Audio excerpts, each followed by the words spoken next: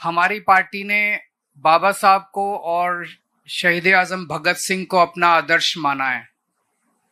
हम लोगों ने ये तय किया है कि उनके जीवन के संघर्ष से हम प्रेरणा लेंगे और उनके बताए हुए रास्ते पे कदम, उनके बताए हुए संदेश के मुताबिक हम आगे बढ़ेंगे। उसी दिशा में हम लोग पूरी कोशिश करते हैं अपनी पार्टी को भी चलाने की और जहां जहां हमारी सरकारें हैं उन सरकारों को भी चलाने की। हम देखते हैं कि किस तरह से आज के राजनीति में बाबा साहब को श्रद्धांजलि देने का, माला पहनाने का, फूल अर्पित करने का कई पार्टियां और कई नेता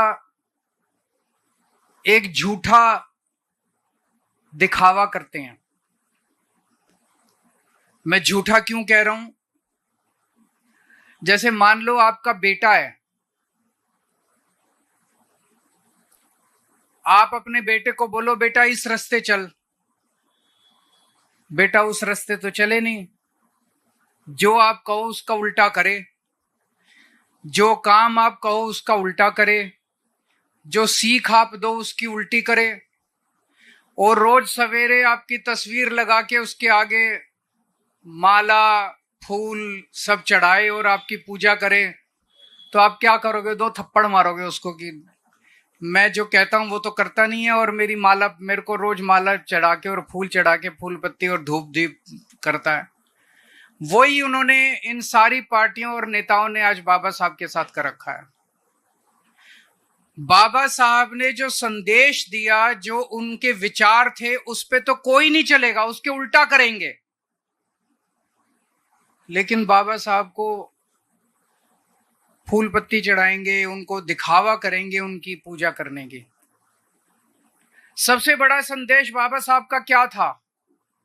जो भी सौरभ भारद्वाज ने कहा, सबसे ज्यादा तवज्जो उन्होंने शिक्षा को दी थी कि अगर हम चाहते हैं कि हमारा सारा समाज एक पीढ़ी के अंदर आगे बढ़े, बराबरी का अधिकार मिले, सबकी गरीबी दूर हो, तो वो केवल और केवल एक ही चीज से हो सकती है, वो है शिक्षा। शिक्षा के बिना कोई पार नहीं है, हो ही नहीं सकता।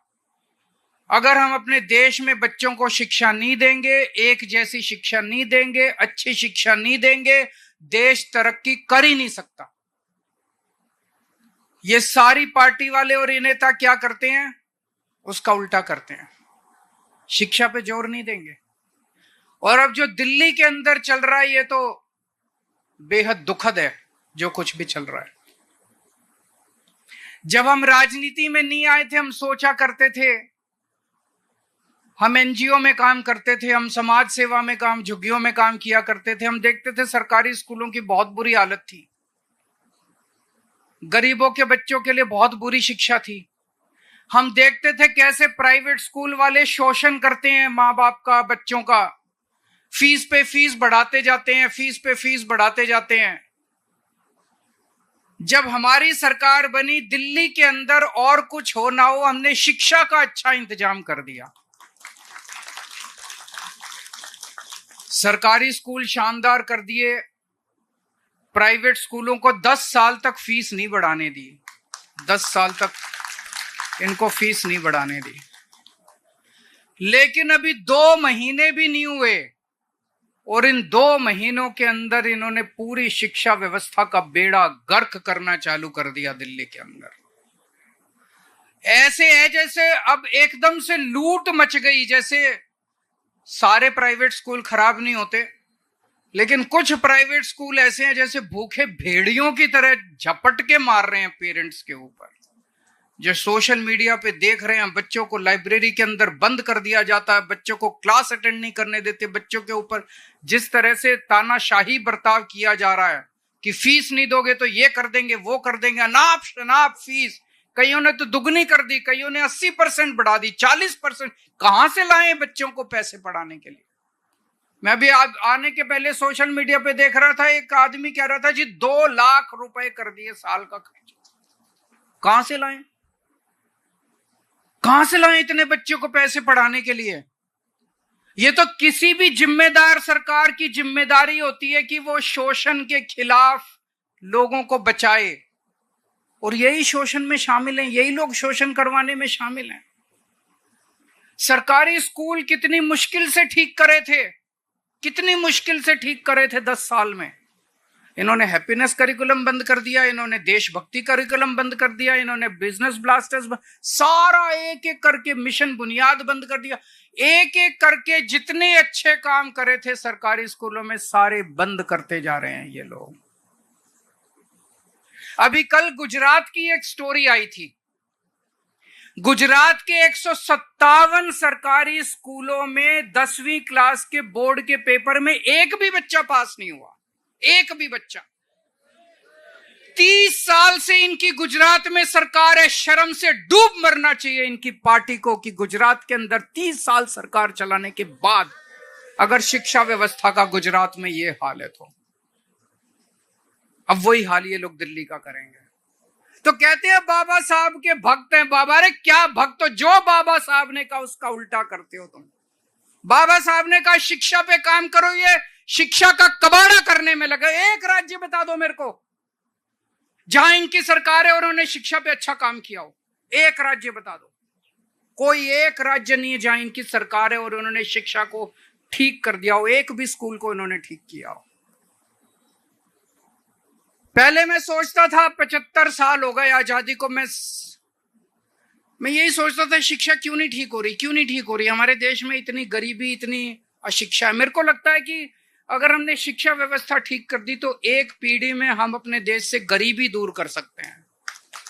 मैं सोचता था क्यों नहीं हो रही, मुझे लगता था इनको करना नहीं आता, इनसे हो नहीं रहा। लेकिन जिस तरह से ये दिल्ली की शिक्षा व्यवस्था को बर्बाद करने में लगे हुए हैं, अब मैं पूरी तरह से कन्विंस्ड हूं कि जानबूझ के इन दोनों पार्टियों ने 75 साल में इस देश को अनपढ़ रखा है, जानबूझ के अनपढ़ रखा है। एक षड्यंत्र के तहत, साजिश के तहत इस देश को गरीब और अनपढ़ रखा गया। इन दोनों पार्टियों ने मिलकर रखा अपना वोट बैंक बनाने के लिए। इनको बाबा साहब से कोई प्यार नहीं है, ये कोई बाबा साहब की इज्जत नहीं करते। मजबूरी है कि बाबा साहब को इज्जत देने का दिखावा करना पड़ता है। और क्या मजबूरी है? वोट चाहिए इनको, एससी समाज के वोट चाहिए, इसलिए दिखावा करना पड़ता है इनको बाबा साहब की पूजा करने का, बाबा साहब की इज्जत देने का। बाबा साहब अंबेडकर ने जब संविधान सभा के अंदर, कॉन्स्टिट्यूशन असेंबली के अंदर जब डिबेट चल रहा था, उस वक्त बड़ा कड़क बहस हुई थी कॉन्स्टिट्यूएंट असेंबली में। किसी ने कहा कि वोट देने का अधिकार सबको नहीं होना चाहिए, किसी ने कहा कि अनपढ़ लोगों को वोट देने का अधिकार नहीं होना चाहिए, गरीब लोगों को वोट देने का अधिकार नहीं होना चाहिए। यह प्रस्ताव आया केवल पढ़े लिखे लोगों को या इनकम टैक्स देने वाले लोगों को ही वोट देने का अधिकार होना चाहिए।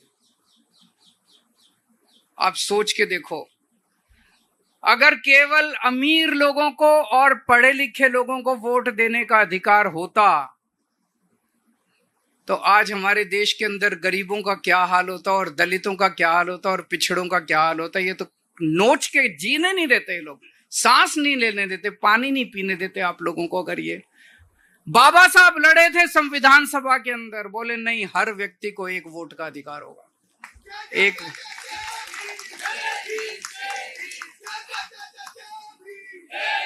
हर व्यक्ति को वोट देने का अधिकार होगा, एक व्यक्ति को एक, चाहे पढ़ा लिखा हो, चाहे अनपढ़ हो, चाहे गरीब हो, चाहे अमीर हो, चाहे पैसे दे हो उसके पास, चाहे इस जात का हो चाहे उस जात का हो, हर व्यक्ति को वोट देने का अधिकार होगा। अगर ये वोट देने का अधिकार हर व्यक्ति को नहीं होता जो बाबा साहब ने दिलवाया, आप सोच सकते हो क्या हाल होता इस देश का, बहुत बुरा हाल होता। अभी तो वोट देने का अधिकार है, तब ये लोग झुग्गी वालों को वोट के पहले जाके कहते हैं कि जहां झुग्गी वहां मकान, और जिस दिन चुनाव के नतीजे आते हैं अगले दिन झुग्गियां तोड़वा देते हैं। इतने बेशरम लोग हैं ये लोग। वोट देने का अधिकार है तब इन्होंने जीना मुश्किल कर रखा। अगर वोट देने का अधिकार नहीं होता ये तो सबको प्रशांत महासागर में ले जाकर डुबो देते, सारे गरीबों को, सारे अनपढ़ लोगों को। कोई स्कूल नहीं बनवाते आप लोगों के लिए, केवल अमीरों के स्कूल होते इस देश के अंदर, कोई सरकारी स्कूल नहीं होता। तो बाबा साहब ने वोट देने का अधिकार दिया, इसलिए आज मुझे यहाँ आप सबको बताते हुए, आप सबकी पंजाब में सरकार है, आप लोगों की पंजाब सरकार ने एक बहुत बड़ा निर्णय लिया अभी 2-3 साल पहले। पूरे देश में कश्मीर से कन्याकुमारी तक और गुजरात से आसाम तक केवल एक राज्य है पंजाब, जहां पे वकीलों का जो सरकारी वकीलों का पैनल बनता है उसमें भी रिजर्वेशन दिया गया है। बाकी किसी राज्य के अंदर सेंट्रल गवर्नमेंट भी अपने वकीलों के पैनल में रिजर्वेशन नहीं देती, कोई राज्य अपने सरकारी पैनल में रिजर्वेशन नहीं देता। केवल पंजाब सरकार ने रिजर्वेशन दिया है, अपने पैनल में रिजर्वेशन दिया है, सरकारी वकीलों का जो पैनल है। और अभी पिछले हफ्ते उस रिजर्वेशन में एससी समाज के हमारे भाइयों के लिए रियायतें दी गई है। जो एलिजिबिलिटी की कंडीशंस हैं, उन एलिजिबिलिटी की कंडीशंस के लिए रियायतें दी गई हैं।